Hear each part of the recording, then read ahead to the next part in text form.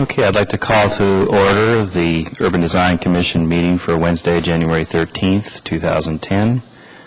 Can we begin with roll call? Mark Kimmerer. Present. James Dougherty. Here. Douglas Gasick. Here. Patrick Coleman. Here. Andrew Garcia. Here. Patricia Joyner. Here. Jim Sawhill. Here. Jeff Dinwiddie. Here. I didn't see minutes in the packet, so we'll move on to special order of business. Are there any disclosures for this evening?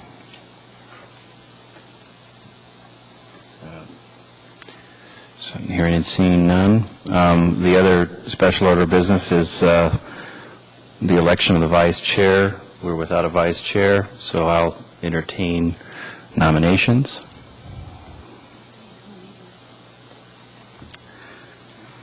Commissioner Kimmerer. And I nominate Commissioner Sawhill.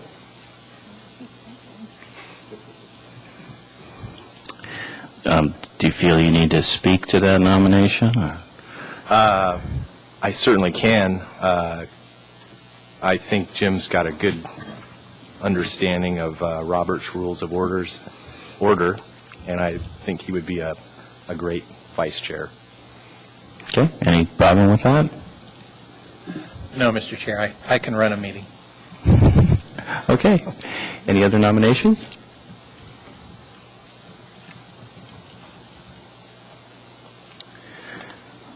Don't see any others. Any objection to nominating Mr. Sawhill? Seeing none, I guess he's our new vice chair. Congratulations. Thank you, Mr. Chairman, and you are going to show up for a while, right? I'll be here at least through January. Moving on to the consent agenda.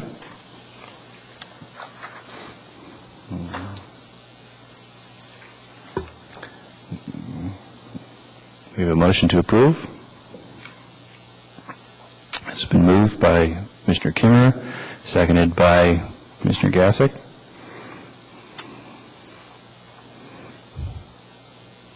Any objection to passing? Hearing and seeing none, consent agenda carries. Moving on to the regular agenda. We have no resolutions for approval. We have the first case, 2010-010, Municipality of Anchorage Parks and Recreation Site Landscape Plan Review for Public Park at Margaret Egan Sullivan Park. Do we have a staff report? Thank you, Mr. Chair.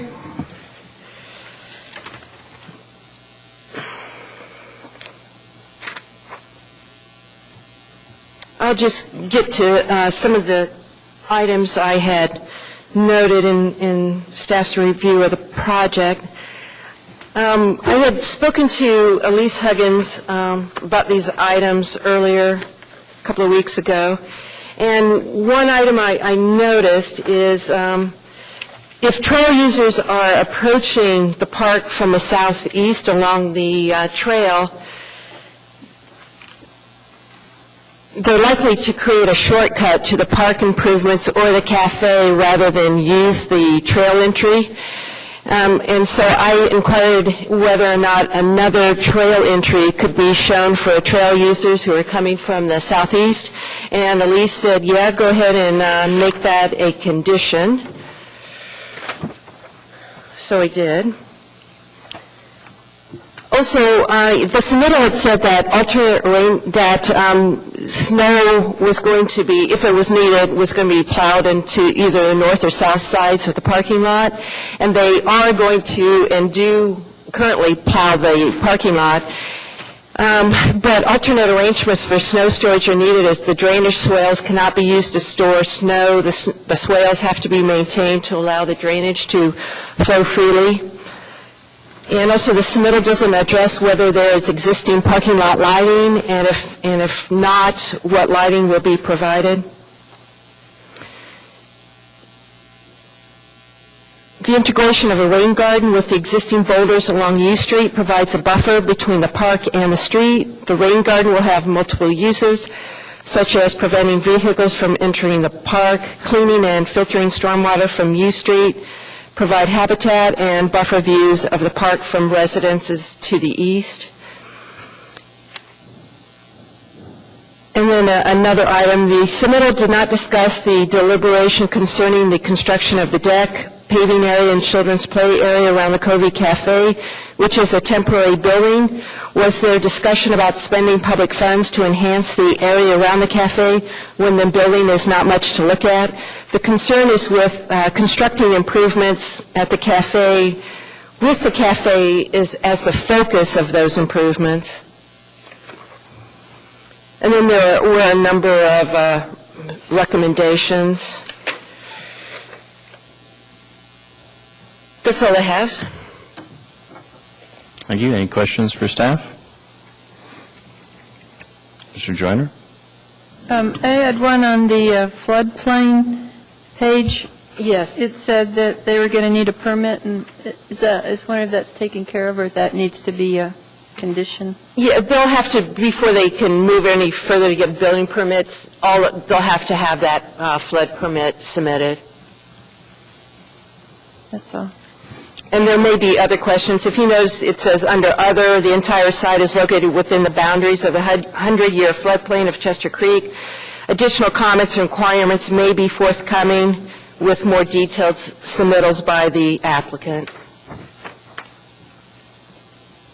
Okay. Mr. Sahil? I wanted to bring up that issue of the floodplain issue. Is it your recommendation to add that as a condition or not? It isn't necessary. In order for them to get a building permit, they're going to have to satisfy this requirement that's in here. Okay, and similar to that, there was comments from street maintenance and from PM&E on drainage, but I didn't see any conditions on those issues. It's likewise. They'll have to meet all of these recommendations because it'll go to each of these persons' desks, and so they'll have to get a sign-off from each of these people. Okay, thank you. Yep. Any other questions for staff? I have one. Do we know what the plaza area, that you have the deck, and then there, it looks like there's a plaza. What's the paving surface of that? We don't know at this point, but when they come back for final, we'll know at that point, but it looks like it's some sort of, probably, I'm guessing, concrete paving.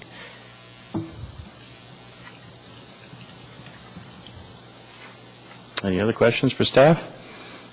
Okay. Does the petitioner have a presentation? My name is Suzanne Little. I'm a park planner with the municipality's Parks and Rec Department.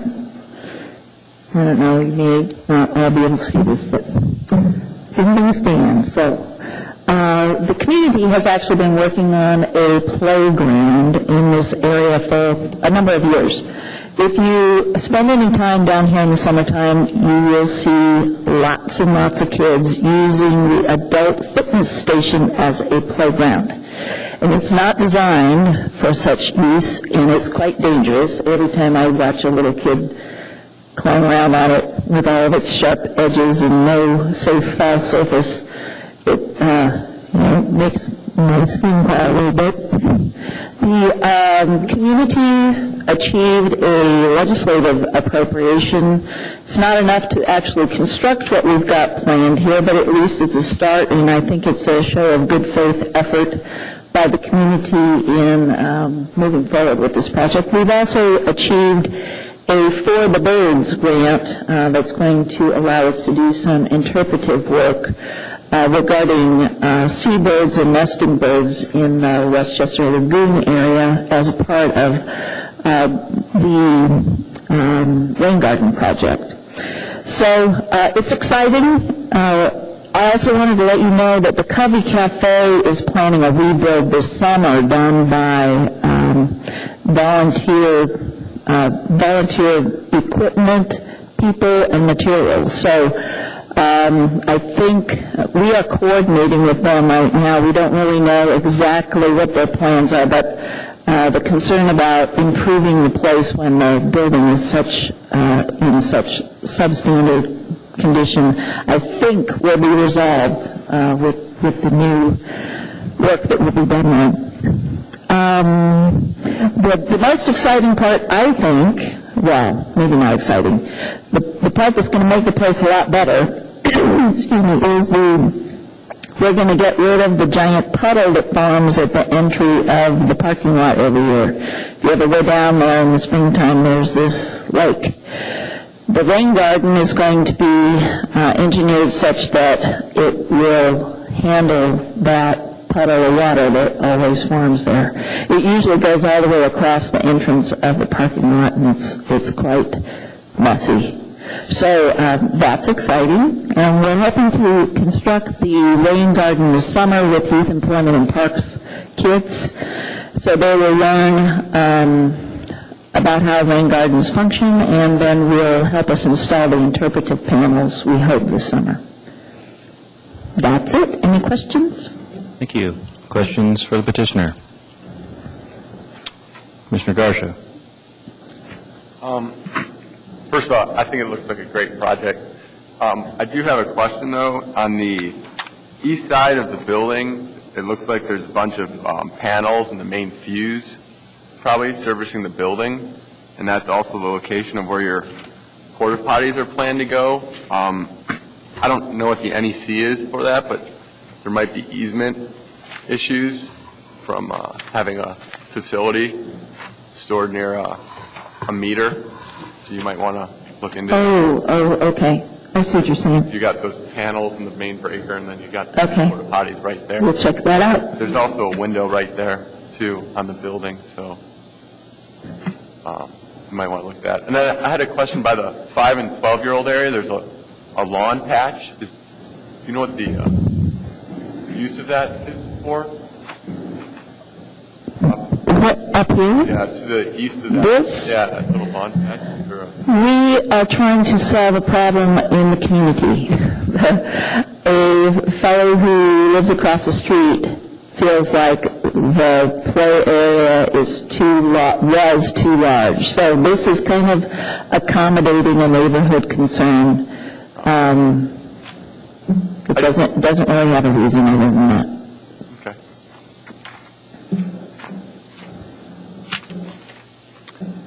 Sometimes you have to do that, you know. Yeah, I didn't know if you guys were... I saw that lawn patch, and I wasn't sure if you guys were going to shrink the oval going around that 5 to 12-year-old area, or just because it...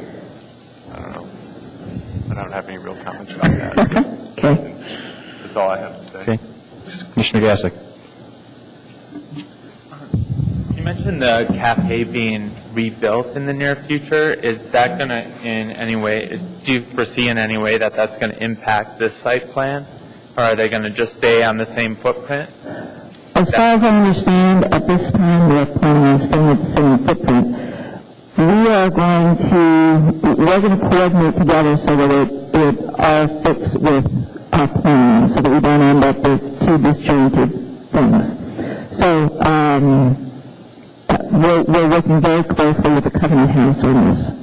Okay. And then also another question on that, with the rebuild, going back to my porta potty question from the last month too, is there some way to incorporate permanent facilities in that rebuild? You know, one of the things that we've got a problem with in this park is there's no water. Okay. So there's a lady that takes care of the iron workers, little garden just down the path. She really wanted water, and the closest water is way down U Street, and it was just cost prohibitive to bring it in. So that's sort of a limitation for us. We did end up putting water line across the underneath the coastal trail with a hand pump for her to water her little place. But we have not planned any permanent facilities with water. Thanks. Mr. Coleman. Thank you. I spend a lot of time in this park. I live just a block away, and that parking lot really loads up. And I know you're not adding any parking. You're keeping the same amount. Was there any thought given to expanding parking On a busy day, the cars just line the street on 15th. That's one of the most difficult things we deal with because creating new parking is so expensive. We know that we could create a really great park with about $500,000, and if we create new parking, it costs about twice that. So it's a cost consideration at this point. But we do see that it's, the whole area really gets lots of cars. We agree.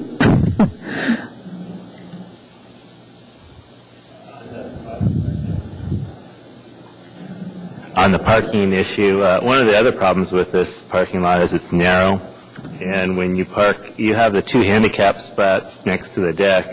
Traditionally, handicaps are vans.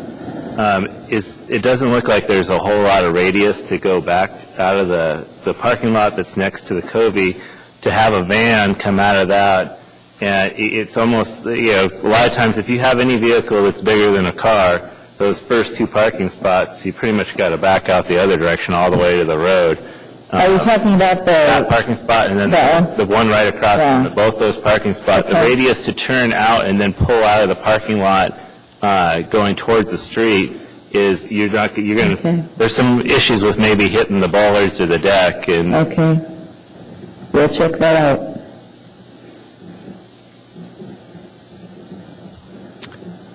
Sharon, you had a... Yes. I'll wait until Suzanne. I'm good. You're good. Okay. Two questions. Can you tell me, how does the cafe operate without water? I mean, they're serving drinks there? I actually don't know the answer to that. I mean, I'm assuming that they have water trucked in, or I don't really know. How they're going to the bathroom, how they're washing their hands, do we know? They are regulated like any other food service entity under the municipality's licensing and regulations. So I know that they're meeting all of the codes required. They are a job training facility for the Covenant House kids. Okay. Might you find out some information about that? Sure. When you come back for final? And also, when you're back here for final, do you think you'll have the plans for the renovation of the Covey Cafe at that time, or more information for us? We are just beginning the coordination there, but yes, we should have more information for sure. Okay, great. Mr. Sawhill. Thank you, Mr. Chairman. My question is with the sidewalks that are going to be adjacent to the new parking lot. Mm-hmm. And one of the conditions is to provide bumper blocks. Are those sidewalks intended to be flush with the pavement, or are they going to be raised? We don't know yet. Okay. I'm personally not a big fan of bumper blocks. It's difficult to plow around them, something to maintain. Our park folks hate them. And I would encourage you to use a barrier curb and then have the sidewalk elevated. Mm-hmm. Sidewalk would need to be 6 feet wide so you can account for the overhang and not need the blocks. So just a suggestion. Okay.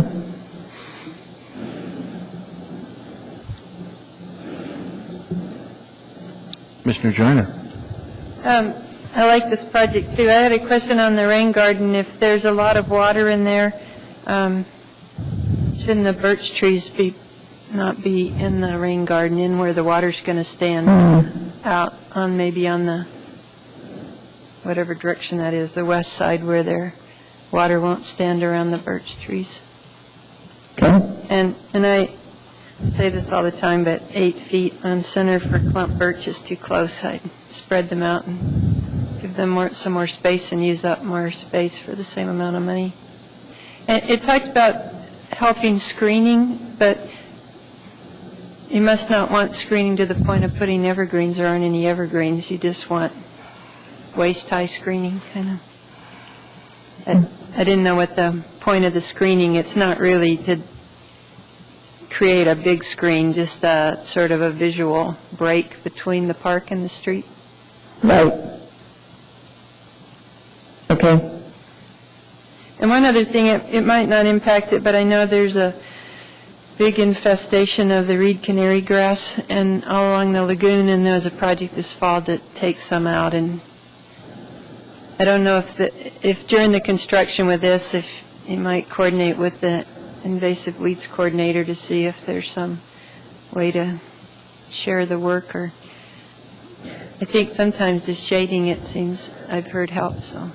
Well, one other bit of information you may not have is that we've already constructed sort of the foundation, if you will, for this park. We coordinated with the Fish Passage project last year, and they were required to remove the staging area as part of the project, and we negotiated with both the Corps of Engineers, the municipality, and the contractor to allow for leaving the staging area there. And then when they picked up this road that went over to the railroad, they we had them create berms around the outside. So the berms exist, and the sort of flat surface already exists.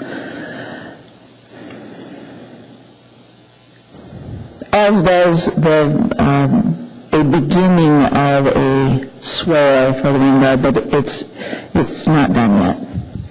The rain guard is a great idea for people to see how that works, and then it's attractive. Just a little comment on the meadow root.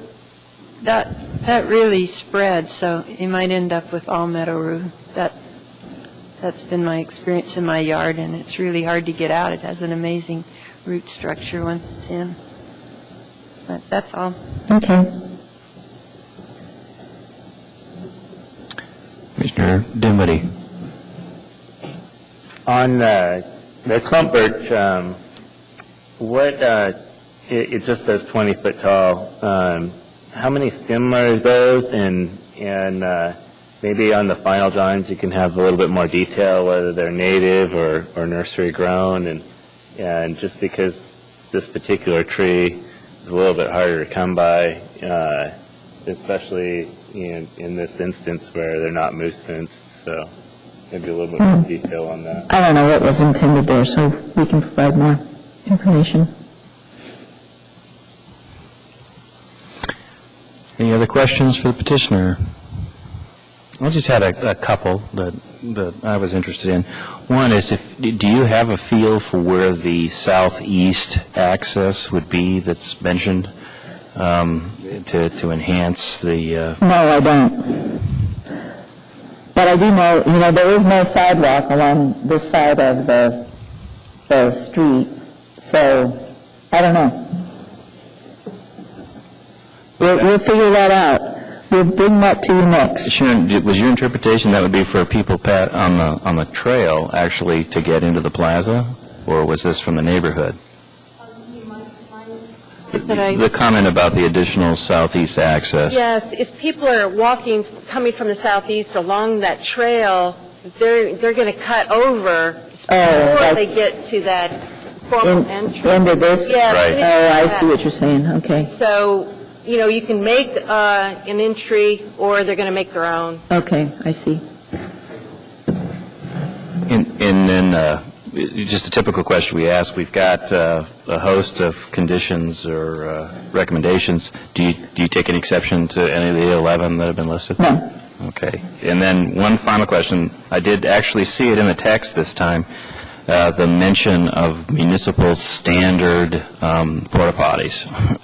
And we had a discussion last month about, aqua green porta potties as being the standard, representing, I guess, the best that we can come up with from a design standpoint. Well, what we are putting in our standards, it has nothing to do with the actual porta potty itself, but has to do with the screen around the porta potty. So that is the element that we are including in our new design standards, which are underway.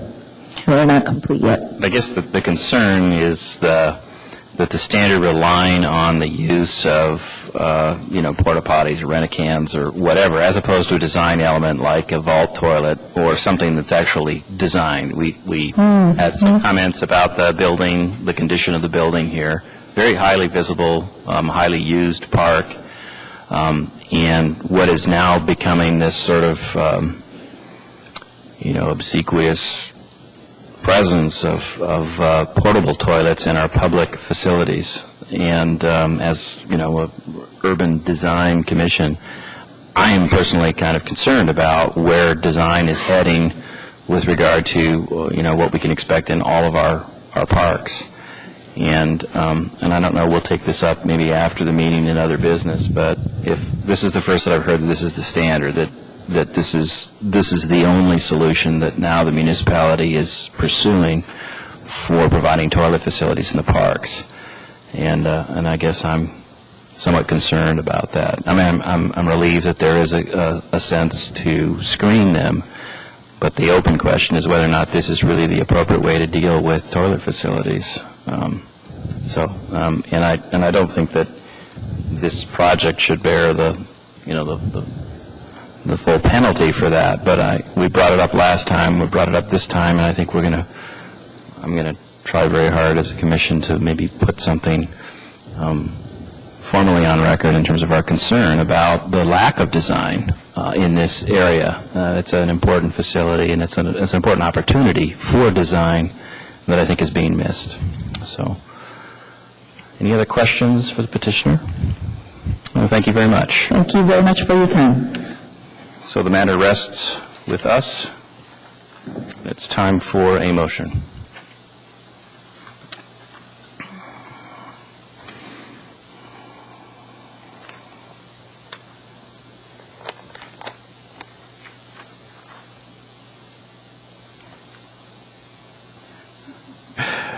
It's been moved by Commissioner Coleman and seconded by Commissioner Dinwiddie. Commissioner Coleman, would you like to speak to your motion? This is a great project. It's going to really improve things at the site there. And again, it's, I think, one of Anchorage's jewel parks. It's great to see efforts to improve it.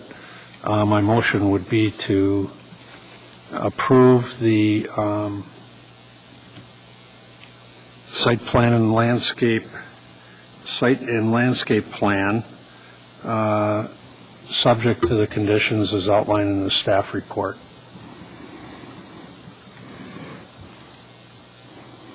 Did we want to make Patricia's recommendations on the clump of birch part of that, or?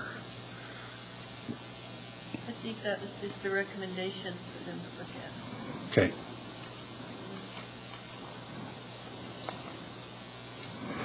I was hoping, and I'll prompt the commission to heed the advice that we received a couple meetings ago about findings and reinforcing the reason for the motions. So in speaking for the motion, I'd be looking for reasons to support or not support. It meets the goals of the Anchorage 2020 plan.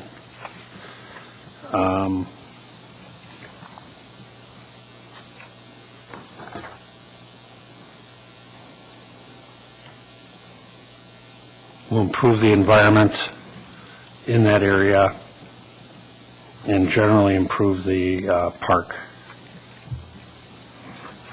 Anyone else wish to speak to the motion? Commissioner Dinwiddie?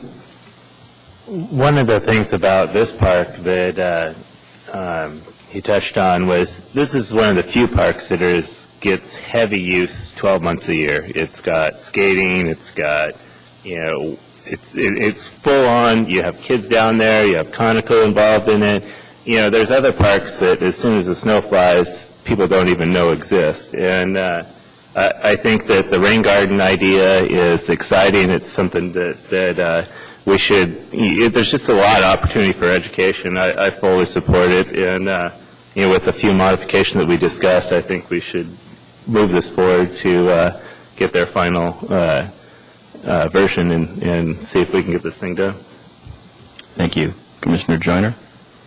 I also want to commend the city on the project, and I love the education component. We have very little interpretive opportunities for the natural world, and I just think that's really important, that we spend more time showing people in our parks the value of our natural resources and using resources like the rain garden to show how you can protect the environment without always engineering things.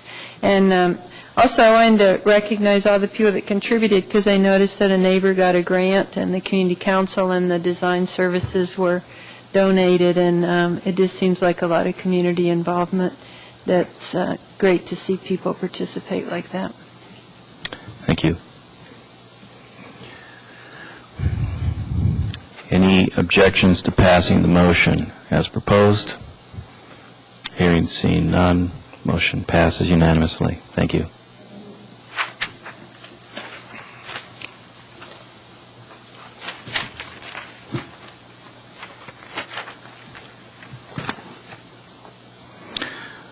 There's nothing else listed formally on the agenda tonight.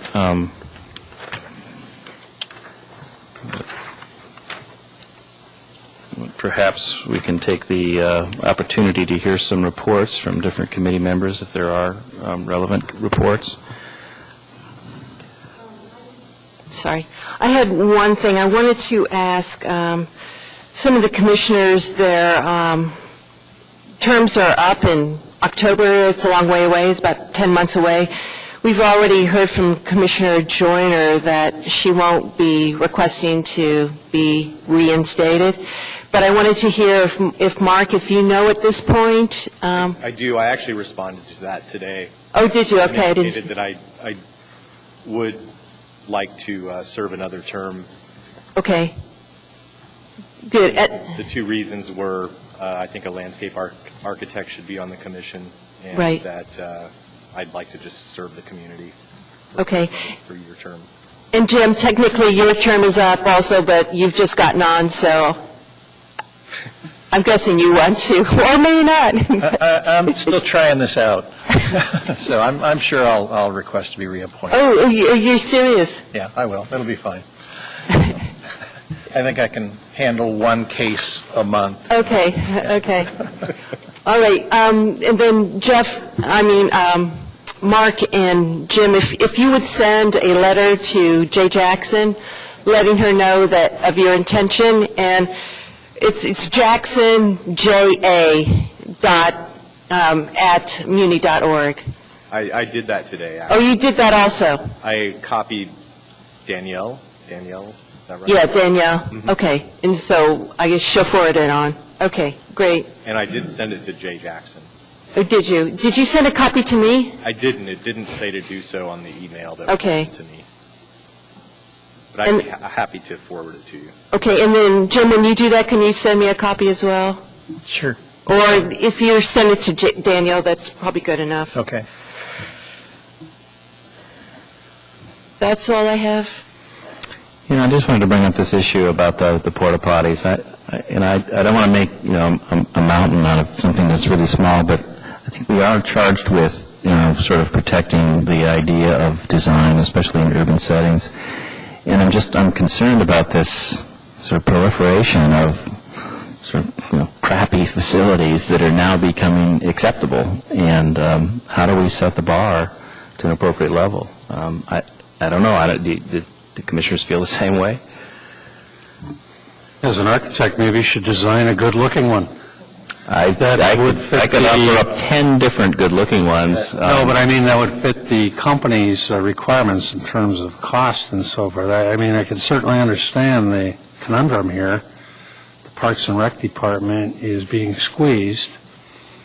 We have this great park system, and at the same time, a lot of concern about the vandalism aspect and maintenance. So for them, it's just a lot easier to contract this out. They have a set price. They can put it in their budget.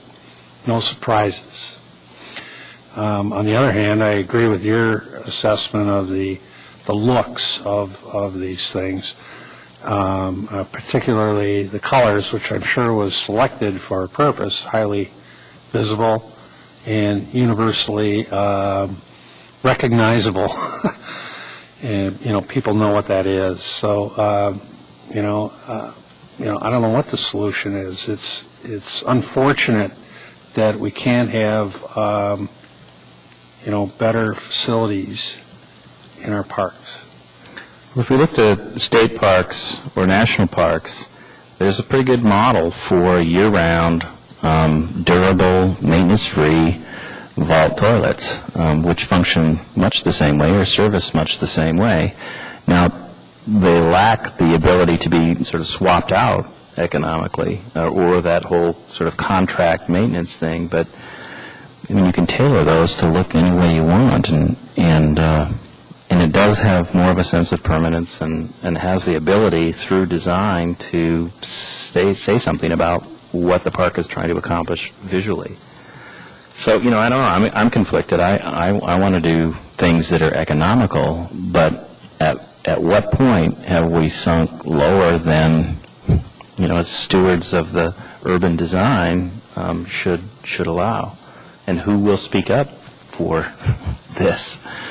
I think we have to start speaking up for it now and trying to, maybe if there's some way to start working with park to start prioritizing how to build a permanent infrastructure within our park system. That might be a way to start solving it, at least, like identifying those key areas in the different park areas that they've identified to start receiving a more permanent infrastructure there.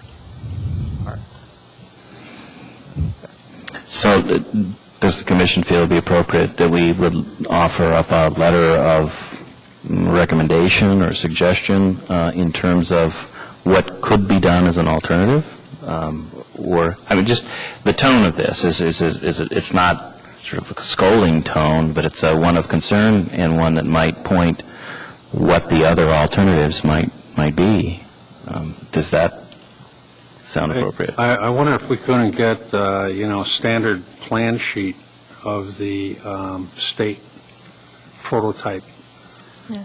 I know we could. I'm in parks, so I'll get I was that not kidding when I said I have 10 designs for vault toilets. So the prices associated with it, the construction cost? Yeah, I can get those. Okay. I'd be curious what the Parks Commissions, if they have thoughts on it too.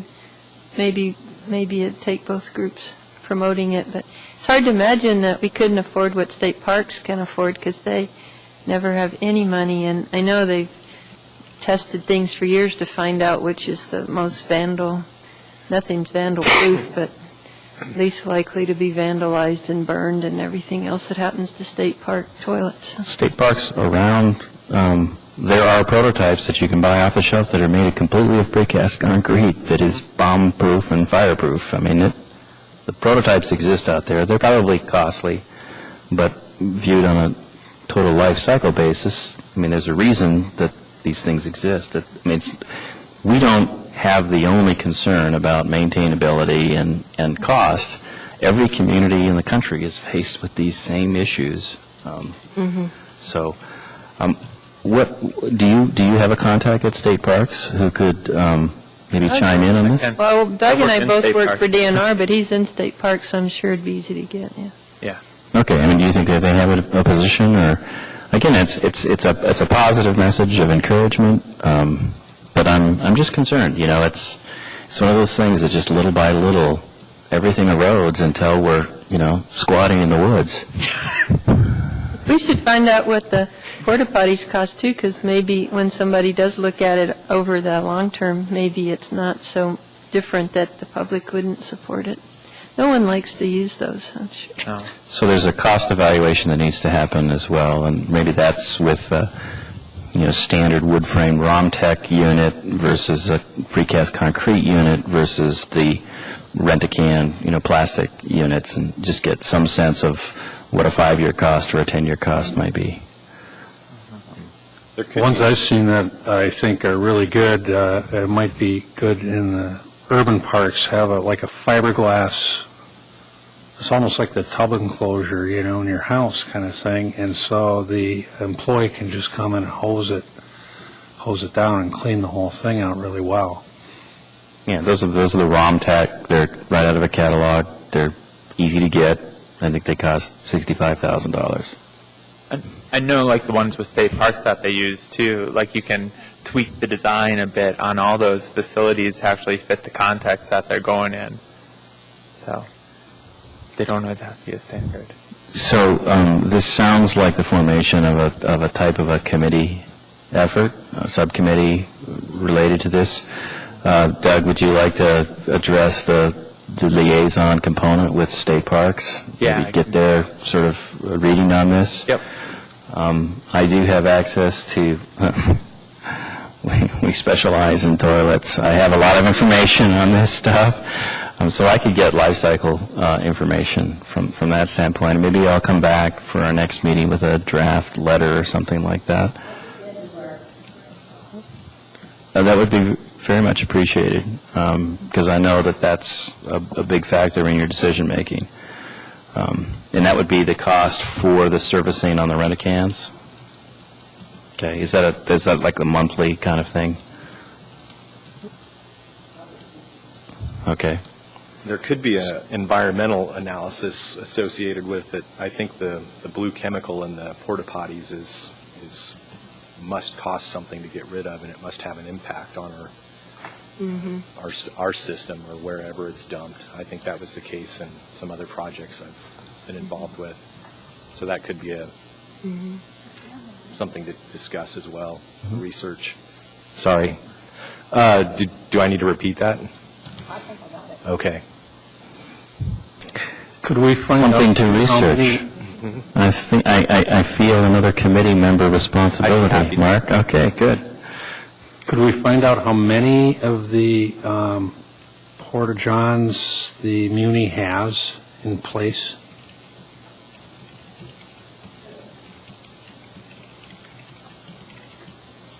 Thank you. Okay, that's probably enough for now, and we'll pull it together by next meeting. Mark, if you could get me something maybe a week before our next meeting. Sure. Same with you, Doug, and then we'll be able to put it all in one draft. That would be good. Any other committee reports, business, suggestions, motions to adjourn?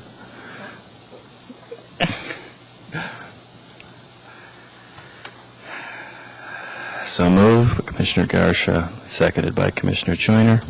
Any objection? Hearing and seeing none, we are adjourned.